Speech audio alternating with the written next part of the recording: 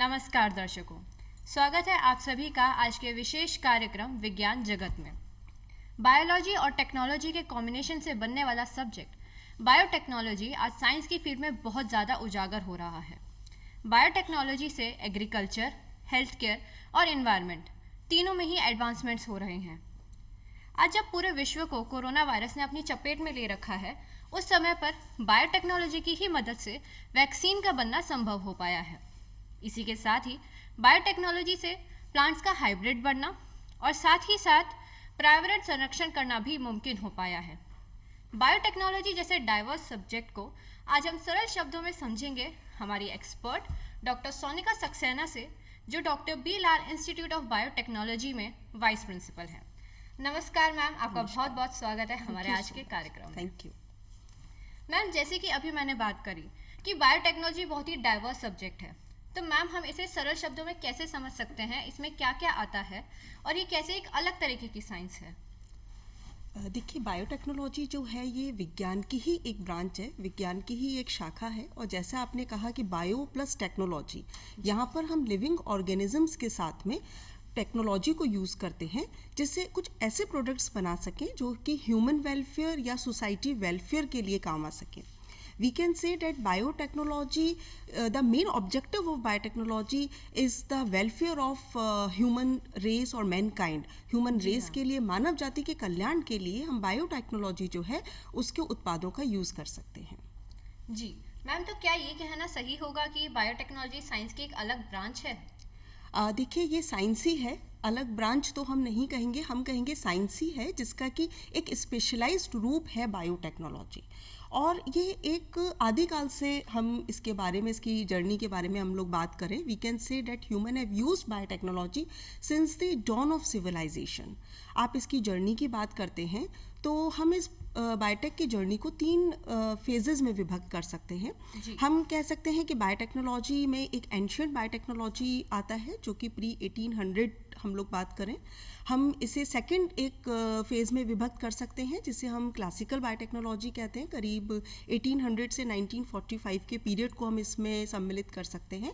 और तीसरा हमारे पास में आता है मेडिकल के साथ में मॉडर्न बायोटेक्नोलॉजी, जो कि 1945 से अभी तक का जो एट प्रेजेंट पीरियड है आप उसमें शामिल कर सकते हैं। तो देखिए, एंशिएंट बायोटेक्नोलॉजी के दौरान भी हम लोगों ने बायोटेक्नोलॉजी के प्रमाण जो है वो हमें देखने को मिलते हैं।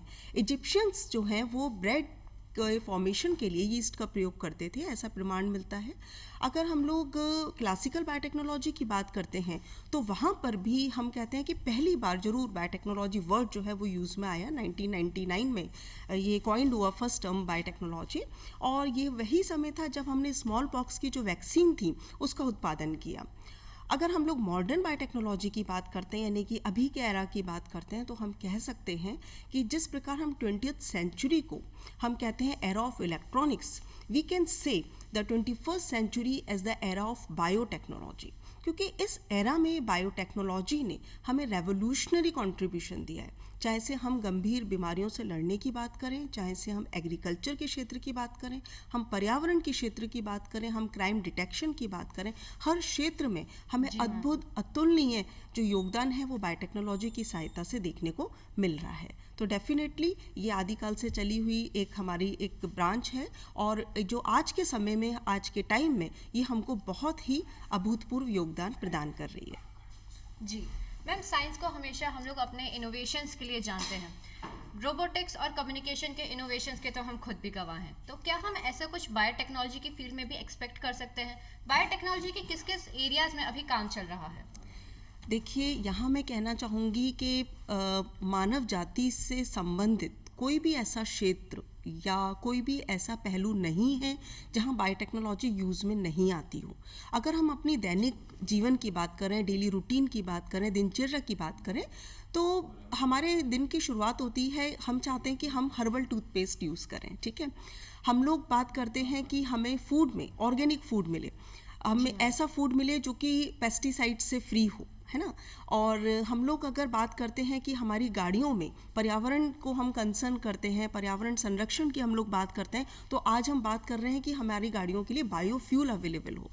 अगर हम लोग बात करते हैं हमारे हेल्थ केयर की, हम लोग बात करते हैं हमारे मेडिकल सेक्टर की, हमारी बीमारियों से लड़ने की क्षमता की, तो हमें ऐसे प्रोडक्ट्स चाहिए जो कि तुरंत प्रभावी हो, इफेक्टिव हो, जिनका बॉडी पे साइड इफेक्ट नहीं हो। ऐसे वैक्सीन्स, ऐसे नोवल ड्रग्स हमें चाहिए। तो अल्टीमेटली ये सारी चीज़ें जो हम लोग को मिल रही हैं वो बायोटेक्नोलॉजी के माध्यम से मिल रही हैं। आज आप देखिए कि अगर हम शुद्ध हवा की बात कर रहे हैं, शुद्ध पानी की बात कर रहे हैं, तो ये सपना साकार हो रहा है एनवायरमेंटल बायोटेक्नोलॉजी की तकनीकों के माध्यम से, क्योंकि ये ऐसा विज्ञान है जो कि आपके वेस्ट को भी रिसोर्स में कन्वर्ट कर रहा है। तो मानव की जो मूलभूत आवश्यकता है, जैसे कि हम आवश्यकता की बात करेंगे कि हमें एक अच्छा भोजन मिले, शुद्ध भोजन मिले, हमें शुद्ध हवा मिले, हमें अच्छी हेल्थ केयर फैसिलिटीज़ मिले, तो ये तीनों जो मूलभूत आवश्यकताएं हैं ये बायोटेक्नोलॉजी के द्वारा ही इनकी पूर्ति हो रही है। तो जहाँ जहाँ मानव जाति है वहाँ वहाँ बायोटेक्नोलॉजी है। जी मैम, बिल्कुल। मैम, आपने अभी बात करी वैक्सीन्स की, तो क्या मैम वैक्सीन्स क्या होती हैं और हम इन्हें सरल भाषा में कैसे समझ सकते हैं? देखिए, वैक्सीन्स की हम लोग बात करें तो उससे पहले मैं आपको बताना चाहूँगी कि बायोटेक्नोलॉजी जो है ये मेडिकल सेक्टर में तो बहुत ही बड़ा हमारे लिए हम कह सकते हैं कि वरदान साबित हुई है। मेडिकल सेक्टर के अंदर बायोटेक्नोलॉजी का जो योगदान है वो अतुलनीय है, क्योंकि it provides effective diagnosis, prevention and treatment. ये हमें नोवल ड्रग्स और वैक्सीन प्रोवाइड कर रही है। 40% deaths of medical conditions are due to infectious and parasitic disease। और इन सब के आइडेंटिफिकेशन के लिए अगर हम लोग देखें तो बायोटेक्नोलॉजी की एक ब्रांच जिसे कि हम लोग मॉलिक्यूलर डायग्नोस्टिक कहते हैं वो हमारे सामने आती है। मॉलिक्यूलर डायग्नोस्टिक की तकनीक जैसे PCR, माइक्रोअरे या मोनोक्लोनल एंटीबॉडी ऐसी तकनीक हैं जो कि कॉस्ट इफेक्टिव हैं, वो फास्ट हैं और बहुत ही हमें करेक्ट डायग्नोसिस प्रोवाइड करती हैं। कहते हैं ना कि अगर मर्ज जो है वो सही पकड़ में आ जाए तो आधा इलाज तो वहीं संभव है ना, वहीं हो जाता है। तो वही चीज़ है कि हमें करेक्ट डायग्नोसिस जो है वो मॉलिक्यूलर डायग्नोस्टिक तकनीकों के द्वारा मिलता है। और मुझे लगता है इसका सबसे बड़ा प्रमाण तो आप आज देखिए पैंडेमिक कोविड के दौरान हम सब ने जाना। आज जन जन तक हम लोग इस बात को देख रहे हैं कि कोविड के दौरान अगर हमारी जांच जो है वो बायोटेक्नोलॉजी के माध्यम से संभव है तो हमारा ट्रीटमेंट भी बायोटेक्नोलॉजी के माध्यम से संभव है। जी मैम, बिल्कुल। और इनफैक्ट कोरोना वायरस के संक्रमण के बाद से हम लोगों में हेल्थ केयर और मेडिसिन के लिए अवेयरनेस भी बहुत ज़्यादा फैली है। बहुत तो अवेयरनेस मैम उसमें भी बायोटेक्नोलॉजी का कुछ रोल होगा, तो उस रोल के बारे में आपका क्या कहना है? देखिए, RT-PCR तकनीक के द्वारा हम जो कोविड वायरस है उसको हम जांच कर पाते हैं और इसके थ्रू ही जो ट्रीटमेंट है वो भी हमें बायोटेक बेस्ड जो इंडस्ट्रीज़ हैं, मेडिकल सेक्टर है, वहाँ से हम इसके जो वैक्सीन्स होते हैं वो इन तकनीकों के बायोटेक्नोलॉजी तकनीकों के माध्यम से तैयार कर पाते हैं। और मुझे लगता है कि हम सबके लिए ये बहुत ही गर्व की बात है एज अ इंडियन कि हम लोग अपनी इंडिजिनस वैक्सीन्स जो हैं उसे काम में ले रहे हैं। इवन 60+ कंट्रीज़ को हमारी जो वैक्सीन्स हैं वो हम प्रोवाइड कर रहे हैं। तो जो हमारा एक भारतवर्ष का सपना है कि एक हमारी जो सोच है, हमारी जो भावना है कि वसुधैव कुटुंबकम किस तरह हम पूरे विश्व को अपने साथ लेके चलें, तो वो बायोटेक्नोलॉजी के माध्यम से हम लोग पेंडेमिक काल के दौरान कर पाए। और जैसा आपने बताया कि वैक्सीन्स के लिए इसमें तो डेफिनेटली वैक्सीन्स जो हैं वो बायोटेक्नोलॉजी की एक स्पेशल हम कह सकते हैं कि जो मॉडर्न टेक्नोलॉजीज़ हैं जिसमें हम लोग mRNA और प्रोटीन बेस के साथ में इन वैक्सीन्स का निर्माण कर रहे हैं और ये वैक्सीन्स अवेलेबल होती हैं हम लोग के लिए। और इसके साथ आप देखिए कि जब हम लोग कोविड वायरस के अगेंस्ट हम इन वैक्सीन्स का निर्माण कर रहे हैं तो और दूसरी लाइलाज बीमारियों का इलाज भी जो है वो इस नई तकनीक के माध्यम से संभव हो पा रहा है। आप इसमें बात करें पार्किंसन डिजीज़ का, बात करें अल्जाइमर डिजीज़ का, कैंसर का या विभिन्न हार्ट डिजीज़ का, तो वहाँ पर भी हम इस न्यू जो टेक्नोलॉजी है उसके माध्यम से विभिन्न वैक्सीन्स जो हैं वो फ्यूचर में बना सकते हैं। जी मैम, आपने अभी बात करी वैक्सीन्स की और हमेशा मन में एक सवाल उठता है कि क्या ये वैक्सीन्स हैं, ये वायरस जो होता है जैसे कोरोना वायरस है, क्या ये सिर्फ इन्हीं के लिए कारगर है या फिर किसी और भी तरीके के वायरस के लिए काम कर सकती हैं? नहीं, ये और भी वायरस के लिए काम कर सकते हैं। एक्चुअली बहुत ही सरल भाषा में अगर हम लोग बात करें कि वैक्सीन क्या होता है तो वैक्सीन्स ऐसे केमिकल या ऐसे सब्सटेंस होते हैं जो कि हमारी बॉडी को पैथोजेंस और वायरस के अगेंस्ट स्टिमुलेट करते हैं। और इस कंडीशन में हम कह सकते हैं कि इस बीमारी, कोई भी बीमारी का जो वीकर एक वर्जन होता है वो बॉडी में इंसर्ट किया जाता है, जिससे एक इल्यूजन की तरह हमारी बॉडी जो होती है उस वायरस, उस पैथोजन के अगेंस्ट एक हमारी बॉडी एंटीबॉडी प्रिपेयर कर लेती है। ठीक है, तो जब कभी हमारी बॉडी पे इन पैथोजेंस का, इन वायरस का अटैक होता है तो हमारी बॉडी उस वायरस से लड़ने में सक्षम होती है। तो किसी भी प्रकार की बीमारी के लिए जो वैक्सीन्स होते हैं वो बन सकते हैं। बल्कि आज हम बात करें कि वैक्सीन्स की जो स्टेटस है हमारे इंडिया का, तो आप देखिए कि वर्ल्ड वाइड 50% वैक्सीन्स जो हैं वो हमारे इंडियन फार्मास्यूटिकल सेक्टर से प्रोवाइड हो रही हैं। बहुत बड़ा योगदान है हमारे इंडिया का। और करीब एड्स के तो 80 to 85% जो ड्रग्स हैं वो इंडियन फार्मास्यूटिकल सेक्टर प्रोवाइड कर रहा है। और जिस गति से ये वैक्सीन प्रोडक्शन हमारे देश में आगे बढ़ रहा है, तो ऐसा एस्टिमेट है कि बाय 2025 ये जो सेक्टर है ये करीब $100 बिलियन तक पहुंचेगा। तो बहुत बड़ा मार्केट जो है इंडियन वैक्सीन्स का, फार्मास्यूटिकल सेक्टर्स का विश्व में तैयार हो रहा है। जी मैम, बिल्कुल मैम। बायोटेक्नोलॉजी का मेडिसिन में तो बहुत बड़ा कंट्रीब्यूशन है, जैसे कि आपने अभी हमें बताया भी। लेकिन बायोटेक्नोलॉजी हम एग्रीकल्चर से भी एसोसिएट करते हैं, और एग्रीकल्चर की फील्ड में बायोटेक्नोलॉजी को एक बहुत बड़ा वरदान कहा जाता है। इनफैक्ट पिछले कुछ सालों में जो भी एग्रीकल्चर में प्रोडक्टिविटी इंक्रीज हुआ है उसमें भी बायोटेक्नोलॉजी का रोल बहुत बड़ा बताया गया है। तो मैम इस बात पर थोड़ा प्रकाश डालिए। देखिए, आपने बिल्कुल सही कहा कि एग्रीकल्चर के क्षेत्र में बायोटेक्नोलॉजी जो है वो बहुत बड़ा वरदान है। और इंडिया जो है वो एक एग्रीकल्चर लैंड है, और इंडियन इकोनॉमी में जो एग्री सेक्टर है वो एक बहुत बड़ा पार्ट प्ले करता है। करीब करीब हमारी जीडीपी का 17% भाग कंट्रीब्यूट करता है, और 60% जो पॉपुलेशन है उसको रोजगार एग्री सेक्टर से मिल रहा है। अब बात आती है कि बायोटेक्नोलॉजी इसमें किस तरीके से हमको मदद कर रहा है। तो बायोटेक्नोलॉजी क्रॉप के प्रोडक्शन के साथ साथ इसकी क्वालिटी को भी इन्हेंस करता है। इसमें एग्री बायोटेक के अंदर हम लोग देखें तो बहुत सारी ऐसी तकनीक हैं जो हम एग्रीकल्चर के अंदर काम में ले सकते हैं। ये तकनीक है genetic engineering, plant tissue culture, somatic hybridisation, या हम लोग बात करते हैं रिकॉम्बिनेंट डीएनए टेक्नोलॉजी। तो इन सब तकनीकों के माध्यम से क्या होता है कि हम अपनी जो पैदावार है, जो क्रॉप है, उसको उन्नत बना सकते हैं। अब बात आती है कि तकनीक के बारे में हमने बात करी, बायोटेक्नोलॉजी के रोल की हमने बात करी, पर ये काम क्या क्या करेगा।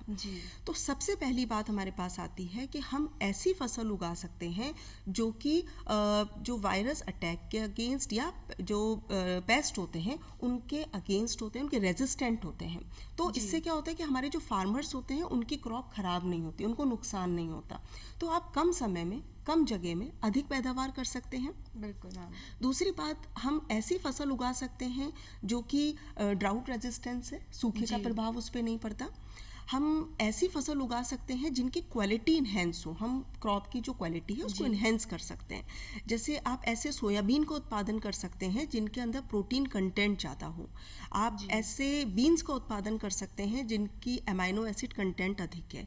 ऐसे पोटैटो हम कल्टीवेट कर सकते हैं जिनमें स्टार्च कंटेंट ज़्यादा हो। तो आप क्वालिटी इन्हेंस कर रहे हैं। बिल्कुल। तीसरी बात हमारे पास आती है कि एग्री बायोटेक की जो टेक्निक्स हैं उनके द्वारा आप प्लांट्स में पाए जाने वाले एंजाइम्स जो हैं उनको एक्टिवेट कर सकते हैं, जिससे कि प्लांट्स की जो फ्रेशनेस है वो लंबे समय तक मेंटेन रहे, वो आप लंबे समय तक बरकरार रख सकते हैं। और जो सबसे इम्पॉर्टेंट बात हमें एग्री बायोटेक सेक्टर ने दी है वो हमारे पास में है genetically modified crops. Genetically modified crops किस तरीके से हमें हेल्प करते हैं? ये जो क्रॉप्स होते हैं ये वायरल इन्फेक्शंस के प्रति मोर रेजिस्टेंट होते हैं। तो इससे क्या होता है कि जो हमारी क्रॉप है वो नष्ट नहीं होती, पैदावार जो हमारी इतनी मेहनत से जो हमारे किसान भाई पैदावार करते हैं वो हमें नुकसान नहीं होता, और आप लंबे समय तक, कम समय में, कम जगह पे और अधिक पैदावार का जो सपना है वो साकार कर सकते हैं। जी मैम, जैसे आपने अभी हमें बताया जेनेटिकली मॉडिफाइड क्रॉप्स के बारे में, मैम ऐसे ही एक फिनोमेना है जो हम लोग अपनी लाइफ में रोज़ देखते हैं। आजकल हम देखते हैं हर मौसम में हर सब्जी उपलब्ध है, इसमें भी कहीं ना कहीं बायोटेक्नोलॉजी का रोल ज़रूर होगा। तो मैम इसके बारे में हमें थोड़ा बताएं। देखिए ये सब जो तकनीक जैसा मैंने अभी आपको बताया, ये सारा जो संभव हो पा रहा है वो एग्रीबायोटिक इन तकनीकों के माध्यम से हो रहा है। इन तकनीकों के माध्यम से क्या होता है, हम लोग ऑप्टिमम कंडीशंस जो होते हैं वो प्रोवाइड कर सकते हैं, और इन ऑप्टिमम कंडीशंस के माध्यम से आप हर समय हर जगह और जो सीड्स हैं उनको आप प्रिजर्व कर सकते हैं, और उनको दूसरे मौसम में भी हम इन ऑप्टिमम कंडीशंस के साथ में कल्टीवेट किया जा सकता है। जी मैम, ये बिल्कुल हम लोग कह सकते हैं कि बायोटेक्नोलॉजी का हमारे पास एक बहुत बड़ा एडवांटेज है कि हम लोग इसे इस तरह यूज़ कर पा रहे हैं। मैम, एग्रीकल्चर का ही एक आगे जाके स्टेप होता है जिसे हम बोलते हैं फूड प्रोसेसिंग। तो मैम, फूड प्रोसेसिंग में बायोटेक्नोलॉजी का क्या रोल है, इसके बारे में हमें थोड़ा डिटेल में बताएं। देखिए, बिल्कुल फूड प्रोसेसिंग इंडस्ट्रीज़ की हम लोग बात करते हैं तो एक स्टैटिस्टिक्स ये बताती है कि वर्ल्ड में 1/3 पॉपुलेशन की जो आज डाइट है वो फर्मेंटेड फूड पर निर्भर है। ठीक है, तो वहाँ पर आप देखिए कि बायोटेक्नोलॉजी किस तरीके से हमें मदद कर रही है। यहाँ पे फूड प्रोसेसिंग इंडस्ट्रीज़ में हम बैक्टीरिया, उनके डेरिवेटिव्स या उनसे प्राप्त एंजाइम्स को यूज़ करते हैं, जिससे कि हमारी फूड की जो क्वालिटी है वो इनहेंस हो, उसकी शेल्फ लाइफ आप इंक्रीज कर सकते हैं, उसके फ्लेवर्स आप इंक्रीज कर सकते हैं, उसका जो स्टोरेज है आप उसको बढ़ा सकते हैं। जैसे प्रोटीन इंजीनियरिंग के थ्रू आप माइक्रो ऑर्गेनिजम्स से ऐसे फेवरेबल एंजाइम्स जो होते हैं उनको आइसोलेट कर सकते हैं, और उनका हम लार्ज स्केल पे कल्चर कर सकते हैं, बड़े स्केल पे कल्चर कर सकते हैं, उनको कल्टीवेट कर सकते हैं। और इससे आपको क्या फ़ायदा होगा कि आपकी जो एंजाइम्स आपने आइसोलेट किए हैं, फूड प्रोसेसिंग इंडस्ट्रीज उसको आसानी से उपयोग में ले सकती है, कॉस्ट इफेक्टिव हो सकता है। जैसे जो हम लोगों को आज डिफरेंट कर्ड है, दही है, छाछ है, चीज़ है, अलग अलग फ्लेवर्स में अवेलेबल होते हैं मार्केट में। ठीक है, तो ये सब हमें संभव हो पाया है इन फूड प्रोसेसिंग इंडस्ट्रीज़ के थ्रू। और बहुत ही सामान्य उदाहरण अगर हम लोग लें जिससे हमारे दर्शक भी सहमत होंगे, वो है याकुल्ट। जी बिल्कुल मैम, बिल्कुल हम लोग अपने डिपार्टमेंटल स्टोर्स पे जाते हैं और याकुल्ट हम लोग लेते हैं, और उसका सेवन हम लोगों को घर में याकुल्ट मिल ही जाता है। तो है क्या, actually it is a probiotic जो कि आपके डाइजेस्टिव सिस्टम को सुधार रहा है। तो आप देखिए कि बायोटेक्नोलॉजी की मदद से आज वो जो तकनीक है वो आपके पहुंच में है, आपके घर तक आ चुकी है, आपके पास में डिपार्टमेंटल स्टोर तक है, आप जाइए और आप उसको लेके सेवन कर सकते हैं। तो this is the beauty of biotechnology कि वो लैब से लेके, फील्ड से लेके, और आज हमारे डिपार्टमेंटल स्टोर्स हमारे आसपास अवेलेबल है, जिसका हम दैनिक जीवन में यूज़ कर सकते हैं। जी मैम, बिल्कुल मैम, ये जो आपने बोली कि this is the beauty of biotechnology, जी हाँ मैम, आपने बिल्कुल सही कहा कि आज जो बायोटेक्नोलॉजी है वो सिर्फ लेबोरेटरीज तक सीमित नहीं है, वो हमारे घर तक आ चुकी है। मैम, आज तो हमने बात करी अभी मेडिसिन के क्षेत्र से, हमने बात करी एग्रीकल्चर के क्षेत्र से, लेकिन मैम बायोटेक्नोलॉजी का रोल हमारे इन्वायरमेंट में भी ज़रूर रहा है। तो मैम, इन्वायरमेंट के कुछ ग्लोबल कंसर्न्स हैं, जैसे कि क्लाइमेट चेंज हम कह सकते हैं, या फिर हम कह सकते हैं जो इन्वायरमेंटल पॉल्यूशन है। तो मैम, इन सब चीज़ों में बायोटेक्नोलॉजी का क्या रोल है? देखिए, विश्व आज वास्तव में बहुत सारी पर्यावरण की जो समस्याएं हैं, जैसे आपने बोला क्लाइमेट चेंज है, air pollution, water pollution, global warming, हम सब इससे जूझ रहे हैं। और बायोटेक की एक ब्रांच एनवायरमेंटल बायोटेक्नोलॉजी जो है वो हमें इसके सस्टेनेबल सॉल्यूशन प्रोवाइड करती है।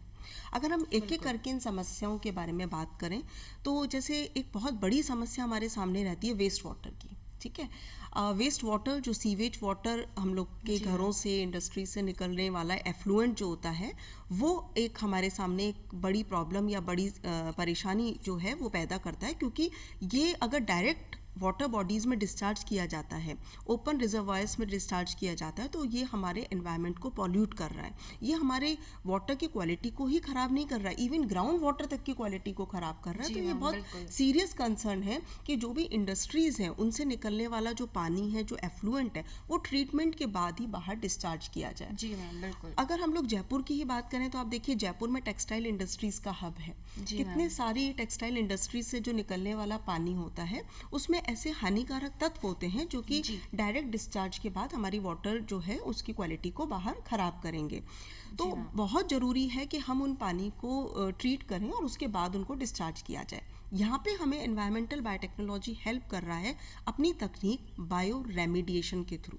बायो रेमिडिएशन में हम क्या करते हैं, हम माइक्रो ऑर्गेनिजम्स को यूज़ करते हैं, और माइक्रो ऑर्गेनिजम्स जो होते हैं अपने एंजाइम्स के थ्रू पानी में मिलने वाले इन हानिकारक तत्वों को एब्जॉर्ब कर लेते हैं या उनको डिग्रेड कर देते हैं, जिससे पानी जो होता है वो स्वच्छ हो जाता है, क्लीन हो जाता है, और इस पानी को हम रीयूज़ कर सकते हैं फॉर द इरिगेशन पर्पस। जी मैम। ये हमारे सामने एक उदाहरण है। दूसरा आप कह सकते हैं कि जो ऑयल स्पिल्स होती हैं, जैसे कि जो समुद्र में जहाज के थ्रू अगर कोई पानी में रिसाव होता है ऑयल का, जी मैम। या कभी एक्सीडेंटल ऑयल स्पिल हो जाता है, तो जी। वहाँ पर भी बायोटेक्नोलॉजी की तकनीक जो है वो कारगर है। वहाँ पे हम ऐसे ऑयलोफ्लिक बैक्टीरिया जो है वो ग्रो कराते हैं जिनका भोजन ही ऑयल है। अच्छा, तो इस ये तरीके तो बहुत से ही रोमांचक बात है वाकई। तो इस तरीके से हम लोग क्या करते हैं कि इस तकनीक के माध्यम से पानी को क्लीन कर सकते हैं। तो जी। दिस इज द ब्यूटी कि आप देखिए ये नेचुरल वे में हम वेस्ट को एक जगह से लेके दूसरी जगह नहीं डाल रहे, हम उसको पूरी तरीके से क्लीन कर रहे हैं। अगर हम प्लांट्स के माध्यम से वेस्ट वाटर को क्लीन करते हैं तो बायोटेक्नोलॉजी की एक अन्य ब्रांच जो कि फाइटो रेमिडिएशन तकनीक कहलाती है, उसके माध्यम से आप पानी को क्लीन कर सकते हैं। दूसरा हमारे पास में इन्वायरमेंटल बायोटेक्नोलॉजी में आता है सॉलिड वेस्ट मैनेजमेंट।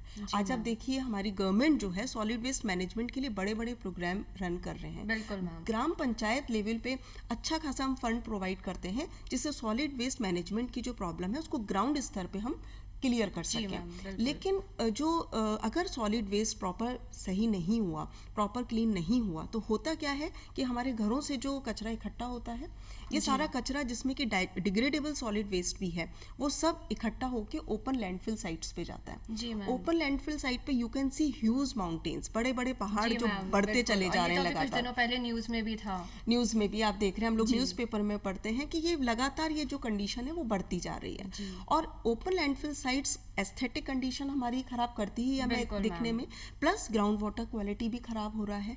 तो इससे निपटने में बायोटेक्नोलॉजी हमको मदद करती है। हम डिग्रेडेबल ऑर्गेनिक वेस्ट को कंपोस्टिंग की सहायता से या अर्थवर्म के थ्रू वर्मी कंपोस्टिंग की सहायता से मैन्योर में कन्वर्ट कर सकते हैं। तो अगेन आप वेस्ट को रिसोर्स में कन्वर्ट कर रहे हो।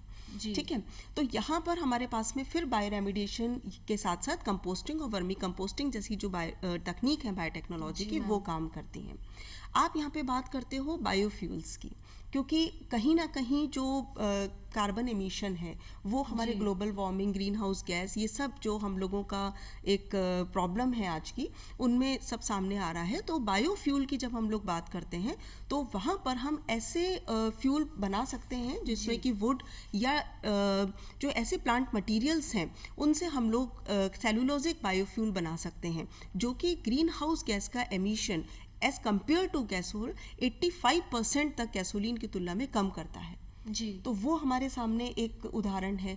हम लोग आज बात करते हैं नैनो टेक्नोलॉजी की। देखिए बायोटेक्नोलॉजी की एक और अच्छी बात क्या होती है कि इसकी जो बाकी ब्रांचेस होती हैं दे आर इंटरडिसिप्लिनरी। जी मैम, बिल्कुल। तो नैनो बायोटेक्नोलॉजी की सहायता से आज हम बायो फाइबर की बात कर रहे हैं। हमारे पास ऐसे फाइबर्स मौजूद हैं जो कि स्ट्रॉन्ग हैं, लाइट वेट हैं, जिन पे रिंकल नहीं पड़ते, जिन पे स्ट्रेन नहीं आते। तो ये सब संभव हो पा रहा है नैनो पार्टिकल्स के through. Plus genetically modified crops का जब हम लोग बात कर रहे हैं, यानी कि एग्री और एनवायरनमेंट के हम कॉम्बिनेशन की अगर बात जी करें, मैम, बिल्कुल। तो वहाँ क्या होता है कि जेनेटिकली मॉडिफाइड क्रॉप्स के उत्पादन जो होता है उसमें फार्मर्स को मतलब वो लो मेंटेनेंस है, बहुत अधिक हमें फार्मर्स को उसमें ध्यान नहीं देना पड़ता। तो वहाँ पर आप अपने जो इक्विपमेंट्स हैं उनको पावर देने के लिए आपको फ्यूल की जो ज़रूरत है वो भी कम पड़ेगी। ठीक है, तो आपकी जो फ्यूल पे डिपेंडेंसी है वो भी कम होगी। और अगर हम इस प्रोसेस को अपनाते हैं, इस तकनीक को अपनाते हैं, जेनेटिकली मॉडिफाइड क्रॉप्स को अपनाते हैं, तो उसके थ्रू भी आप देखिए कि जो आप कार्बन फुटप्रिंट है या ग्रीन हाउस गैसेस का एमिशन है उसको भी आप कम कर रहे हैं, यानी कि क्लाइमेट चेंज की तरफ भी आपका एक कदम जो है वो बढ़ रहा है। तो ये विभिन्न तकनीक है एनवायरमेंटल बायोटेक्नोलॉजी की जो कि सस्टेनेबल डेवलपमेंट की तरफ हमें आगे ले जाती हैं। जी मैम, बिल्कुल। बायोटेक्नोलॉजी का रोल सस्टेनेबल डेवलपमेंट की तरफ भी बढ़ रहा है। और जैसे कि मैम ने अभी बताया सॉलिड वेस्ट मैनेजमेंट के बारे में, या फिर मैम ने हमें बताया बायोफ्यूल के बारे में, तो ये मैम ने बहुत ही हमें रोमांचक बातें बताई कि कैसे बायोटेक्नोलॉजी जो है वो हमारी जो लाइफस्टाइल है उसमें कंट्रीब्यूट करती है। जो हम लोग जानते हैं कि वेस्ट क्या होता है, लेकिन उसमें सॉलिड वेस्ट मैनेजमेंट को कैसे बायोटेक्नोलॉजी इंट्रोड्यूस करती है, इस सब के बारे में हमें मैम ने बताया। मैम, बायोटेक्नोलॉजी से ही एक एसोसिएटेड चीज़ होती है जिसे हम बोलते हैं सेल्फ रिलायंस। तो मैम, क्या ये पॉसिबल है कि आने वाले कुछ सालों में बायोटेक्नोलॉजी की मदद से हम सेल्फ रिलायंस मिशन को अचीव कर पाएंगे? देखिए, बिल्कुल सेल्फ रिलायंस मिशन की जब आज बात हो रही है तो मैं आपको ये कहना चाहूँगी कि पैंडेमिक कोविड ने हमें बहुत सारी लर्निंग दी है। ठीक है, और इसमें से एक लर्निंग है हमारे पास सस्टेनेबिलिटी प्लस कोलैबोरेटिव प्रैक्टिस की। जी तो मैम। बायोटेक्नोलॉजी जो है वो हमें सेल्फ रिलायंस मिशन का जो हमारा पथ है उस पे आगे की तरफ अग्रसर करती है। जैसे हमारे ऑनरेबल प्राइम मिनिस्टर ने हमें मंत्रा दिया है IPPP, ठीक है, दैट इज जी। Innovate, patent, produce and prosper, ठीक है। जी मैम। तो I think this is the right time for this, for the application of this mantra, क्योंकि India is among the top 12 destination in biotech in the world and third in Asia Pacific region. यानी कि जी आपका ma'am. Ecosystem पूरा तैयार है, government हमें तैयार है, हमें स्टार्टअप्स के लिए, हमारे एंटरप्रेन्योरशिप के लिए, हमारे सेल्फ रिलायंस मिशन में अगर हमारी कोई भी भागीदारी है तो उसको सपोर्ट करने के लिए जी ma'am. Department of biotechnology, department of science and technology, MSME, इनके थ्रू आपको फंड दिए जाते हैं, आपको सीड जी। मनी दिया जाता है, आपको मेंटरिंग दी जाती है। तो आप इन सब चीज़ों का उपयोग करके और जी। सेल्फ रिलायंस मिशन के पथ पे आगे की तरफ बढ़ सकते जी हैं। मैम, बिल्कुल। मतलब हम लोग ये बोल सकते हैं कि बायोटेक्नोलॉजी जो है वो हमारे नेशनल डेवलपमेंट में भी कहीं ना कहीं कंट्रीब्यूट ज़रूर कर रही है। आप देखिए, इसका उदाहरण हमें कोविड के दौरान देखने को मिला। जी मैम, आप बिल्कुल। देखिए हमारे जो युवा हैं उन्होंने कोविड काल में कितने इनोवेशंस किए हैं, ठीक है। और वहाँ पर हमको डिफरेंट जो जैसे कि मिनी ICU की हम लोग बात कर रहे हैं, PP किट की बात कर रहे हैं, जो अभी जी तक हम मैम। लोग निर्यात आयात कर रहे थे, वो आज हमारा एक व्यवसाय खड़ा हो जी चुका मैम, है। बिल्कुल। आज हमने बायोटेक्नोलॉजी के बारे में बहुत सारी इंटरेस्टिंग बातें जानी है। मैम, आप हमारे कार्यक्रम में आए और आपने हमें बायोटेक्नोलॉजी के बारे में इतनी सारी बातें डिटेल में बताई।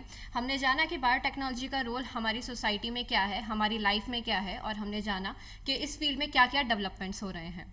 मैम, आपका बहुत बहुत धन्यवाद। Thank you sir. और मैं उम्मीद करती हूँ कि आज के इस कार्यक्रम के बाद हमारे सभी दर्शकों को बायोटेक्नोलॉजी की बेसिक अंडरस्टैंडिंग ज़रूर हो गई होगी, और मैं आशा करती हूँ कि जो भी लोग इस फील्ड में अपना करियर आगे देख रहे हैं वो बिल्कुल आगे बढ़ेंगे। इस उम्मीद के साथ कि आपको आज का कार्यक्रम पसंद आया होगा, हमें दीजिए इजाज़त। नमस्कार।